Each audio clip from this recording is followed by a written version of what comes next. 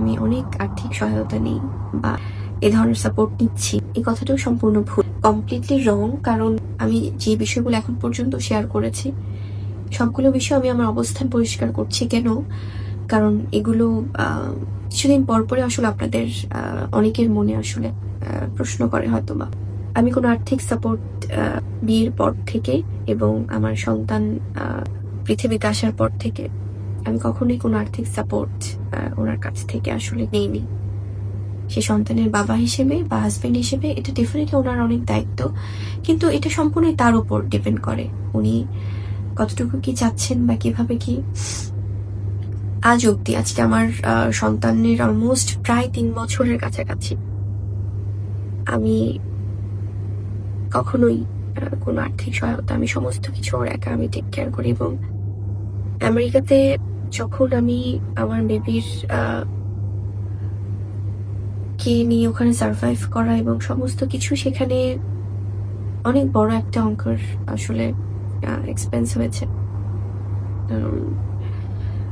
অনেক আমার অলমোস্ট 1 বছরের মতো আমাকে থাকতে হয়েছিল আমেরিকার সেই জায়গাটাতে। তো সেই জায়গায় আমি ফিনান্সিয়াল যে সাপোর্টটা, সেটা উনি যেই অ্যামাউন্টটা গিয়েছে অনেক বড় একটা অ্যামাউন্ট গিয়েছে, এবং সেখানে উনি $15,000 মতো উনি হেল্প করেছিলেন আমাকে, এবং বাকি অলমোস্ট $30,000 মতো আমি দিয়েছিলাম। এবং অঙ্কটা আমি বললাম এই কারণে, এটা নিয়ে অনেক ভুলভাবে নিউজ হয়েছিল, হয়তো বা অনেকে ওভাবে জানতেন না, সেজন্য হয়তো ওভাবে এসেছিল সামনে।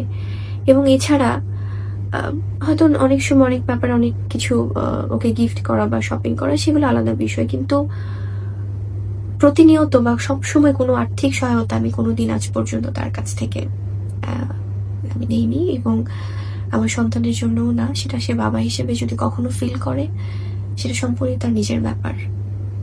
এবং আরেকটি বিষয় নিয়ে অনেকে আমার কাছে জানতে চাচ্ছিলেন, সেটা হচ্ছে যে নাকফুলের বিষয়টি নিয়ে। দেখুন, কোনো হাজবেন্ড কোনো ওয়াইফকে কিছু গিফট করলে বা সেটা যাই হোক, সে বিষয়টা যদি প্রুফ করতে হয়, আমার মনে হয় যে আসলে এটা নিয়ে আমি কোনো কথাই বলতে চাই না। কারণ উনি যেটি ভালো মনে করেছেন উনি সেটি বলেছেন, স্টেটমেন্ট দিয়েছেন পত্রিকায়। তারপরে যদি আমি এখন অন্য কোনো কিছু প্রমাণ করতে যাই তাহলে তাকে অসম্মান করা হয়। তো এই বিষয়টি নিয়ে আমি আসলে আর কোনো কথাই বলতে চাচ্ছি না। এটা খুব আসলে ইমোশনাল বিষয় তো, কারণ উনি যেটা ভালো মনে করেছেন উনি বলেছেন, হয়তো বা ওনার এটাই ভালো মনে হচ্ছে, এবং আমি যেটি গণমাধ্যমে বলেছি এটা ওনার হয়তো ভালো লাগেনি। তো সেই জায়গা থেকে আসলে এটা নিয়ে আমি আর কোনো কথাই বলতে চাই না। এবং আরেকটি বিষয়, সেটি হচ্ছে যে তাজমহলের একটি ছবি আমি শেয়ার করেছি। দেখুন, এই আমার জায়গা থেকে বা এটা যে কারো জায়গা থেকে যদি কোনো সুন্দর কোনো স্মৃতি যদি শেয়ার করে কোথাও, এটা কি অপরাধের কোনো কিছু, বা এটা নিয়েও জবাবদিহিতা থাকতে হবে, এটা নিয়েও সন্দেহ থাকতে হবে? কারণ যখন আমাদের এই স্মৃতিগুলো তৈরি হয়েছে বা যখন থেকে আমাদের স্মৃতিগুলো আমাদের এই বিষয়গুলো ছিল, তখন তো আসলে কেউ ওভাবে পাবলিকলি জানতেন না। সো তখন তো আমি এটা চাইলেই শেয়ার করতে পারতাম না। তো এখন হয়তো বা আমি আমার ভালো লাগার জায়গাগুলো থেকে আমি কিছু জিনিস হঠাৎ করে শেয়ার করতেই পারি, মানে সেটি নিয়েও কেন করেছি বা আমিই বলতে পারবো আমি কেন করেছি, মানে এত কিছু হবে এটা নিয়ে আমি জানি না আসলে। কারণ হঠাৎ করে এটা হতেই পারে, কেউ কারো কোনো কিছু শেয়ার করতেই পারে। আমি তো আমার মানে সেই সময়গুলোতে তো আমি পারিনি। তো এখন তো এটা স্বাভাবিক ব্যাপার যে আমি আমার কিছু দর্শকদের সাথে হয়তো বা কিছু মোমেন্টস আমি শেয়ার করছি।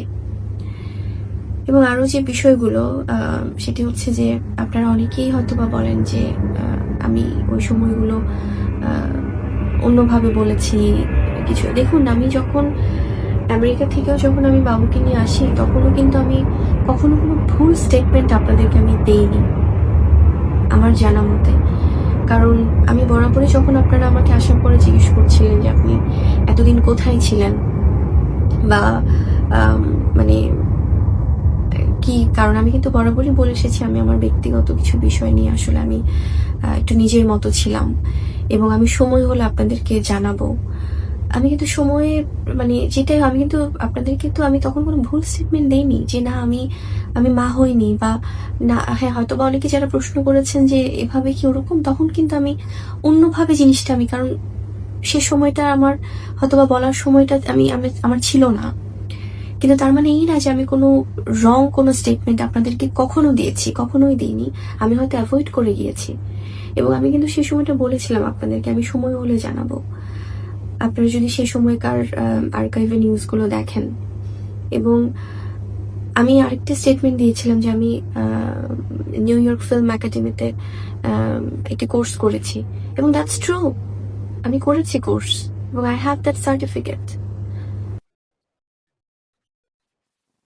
কিছু জিনিস শেয়ার করার মানে একটি কারণ হচ্ছে যে আমি কিন্তু এতদিন আপনাদের সাথে অনেক কিছুই বলিনি বা এড়িয়ে গেছি, কারণ আমি সবসময় চেয়েছি পারিবারিক বিষয় বা ব্যক্তি বিষয়গুলো ব্যক্তি মানুষদের সাথে বা পারিবারিকভাবে সমাধান করতে। কিন্তু যখন আমি দেখছি যে দুদিন পর পর আমি যতই জিনিসগুলোকে অন্যভাবে মানে সুন্দর করে সবাইকে সম্মান দিয়ে জিনিসগুলো সামনে আনছি, কিন্তু ততই অন্যভাবে জিনিসগুলো হয়তোবা কেউ কেউ ভাবছে যে আমাকে অসম্মান করলে বা আমাকে অন্যভাবে ছোট করলে বা ইনসাল্ট করলে হয়তোবা অনেক কিছু, কিন্তু ইটস নট লাইক দ্যাট। দিন শেষে তো আমিও একজন মানুষ, আমারও পরিবার আছে, আমারও বাবা মা আছে, আমারও ভাই বোন আছে, আমারও সন্তান আছে। তো দেখুন, আমরা প্রত্যেকে মানুষ, তো আমরা কিন্তু কেউ ভুলের ঊর্ধ্বে নই। অনেকেই অনেক একদমই যদি আমরা নিজেদেরকে বলি যে না একদম 100% পরিশুদ্ধ কোনো মানুষ কি আমরা, দিন শেষে সবাই কি আমরা মানে ভুলের ঊর্ধ্বে? কিছু জিনিস শেয়ার করেছি আমার সন্তানের জন্য, ও তো বড় হচ্ছে, এবং আপনারা অনেক সময় ওকেও অনেক বিষয় ইনভলভ করে ফেলেন। ওর কোনো আসলে দোষ নেই, ও তো ছোট মানুষ। এবং অনেক সময় বলা হয় যে কেন মানে আমি তো 3 বছর প্রায় ওকে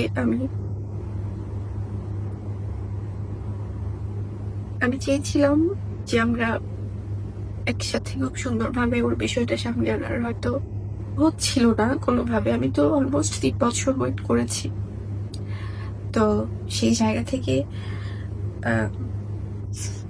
এবং ওর বিষয়টা সামনে আনার পরেও কিন্তু আমি কারোর বিষয়ে কোনো অভিযোগ করিনি, এবং আজকেও আমি কোনো অভিযোগ করছি না।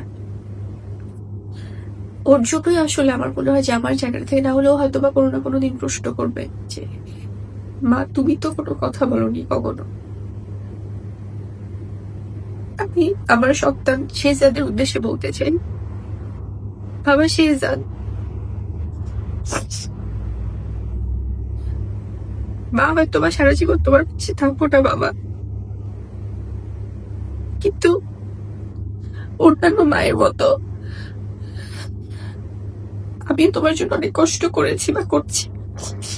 তোমাকে পৃথিবীতে আনা, তোমাকে বড় করা, তোমার জন্য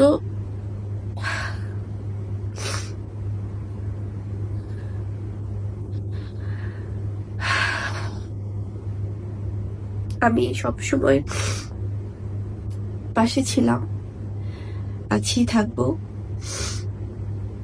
তুমি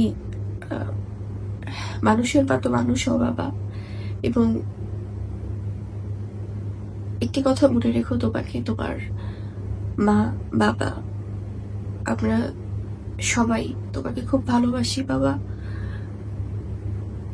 তুমি হয়তোবা আমার জায়গা থেকে আমি সবসময় সেরাটুকু তোমার জন্য দিতে পারি না, কিন্তু আমি তোমাকে অনেক ভালোবাসি বাবা।